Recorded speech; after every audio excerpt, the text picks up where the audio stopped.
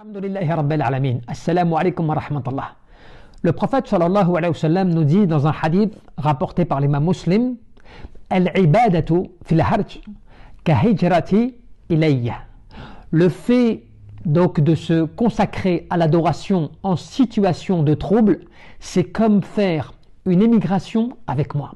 Voyez donc la récompense. La récompense qu'en situation de fitna, donc de tentation, d'épreuve, de trouble, eh bien de ne pas lâcher l'adoration, ou plutôt de ne pas perdre de vue le but pour lequel tu as été créé, l'adoration d'Allah subhanahu wa ta'ala, qui est donc la servitude, le fait de te consacrer dans ton adoration à Allah subhanahu wa ta'ala. Quand souvent les gens, comme l'explique l'imam An-Nawawi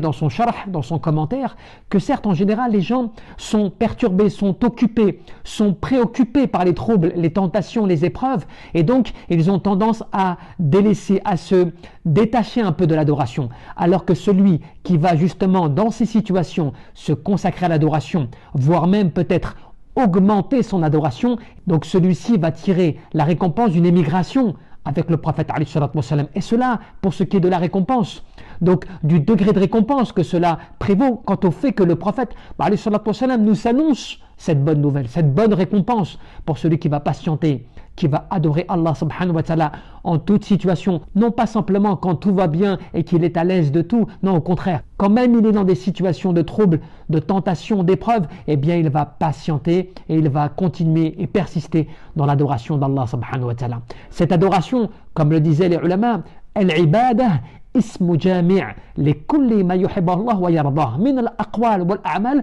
الظاهرة وباطنة. L'adoration, c'est un nom qui englobe l'ensemble de ce que Allah aime et agrée, que ce soit en termes de paroles ou actes apparents ou cachés. Donc, ne manque pas en situation de trouble, d'épreuve, de tentation,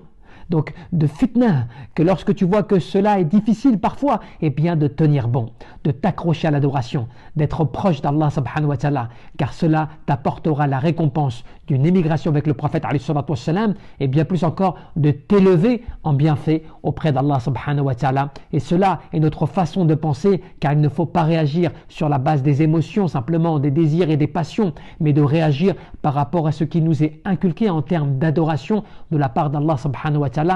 et de nous rappeler d'adorer Allah subhanahu wa ta'ala en toute situation, en situation d'aisance comme en situation de difficulté. Wallahu a'lam, barakallahu fikum.